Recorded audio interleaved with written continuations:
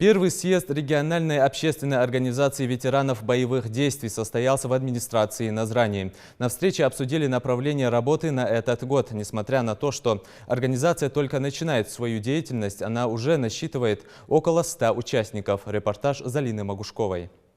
Несколько недель назад они уже встречались в этом зале. Тогда прошла учредительная конференция по созданию организации ветеранов боевых действий. Определили устав и избрали председателя. Им стал Беслан Илиев, он же один из инициаторов создания общественной организации. Я хочу, чтобы она стала именно народной организацией.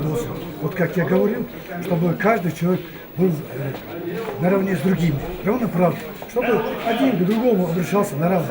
А вот как председатель, да, он может в любое время меня найти, подойти и спросить о любом вопросе. Я могу разрешить это. Для самой организации это исторический момент, первый съезд. Главная цель – объединение всех ветеранов боевых действий. В Ингушетии их насчитывается около 11 тысяч, но участниками стали пока лишь около 100 ветеранов. Вступить в организацию можно, предоставив данные ветеранского билета, которые обязательно проверят на подлинность. Также участники организации будут тесно взаимодействовать между собой, рассматривать все возникающие вопросы. В основном они касаются льгот и пенсий.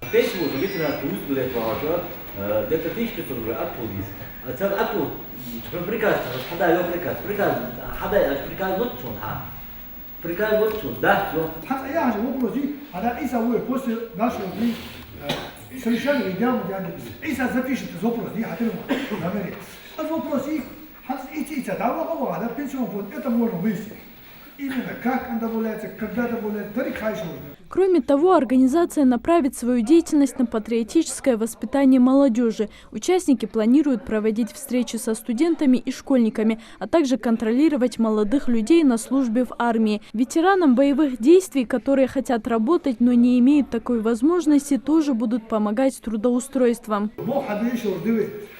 Предприятие создать не можем. Объекты, новые объекты, газопровод или новую южную, хочу план или тон яся, потому что и мы просто создаем рабочие места для наших членов. И эти люди в организацию ничего не должны вносить деньги. Участники наметили задачи на текущий год. Ингушские общественники в своей деятельности будут использовать опыт организации ветеранов боевых действий в других регионах России. Юридически организацию официально зарегистрируют только через 3 месяца. До этого времени планируется открыть свой офис. Подобные съезды ветераны решили проводить раз, а в случае необходимости и дважды в год. Залина Магушкова, Ахмед Горбаков, Новости 24.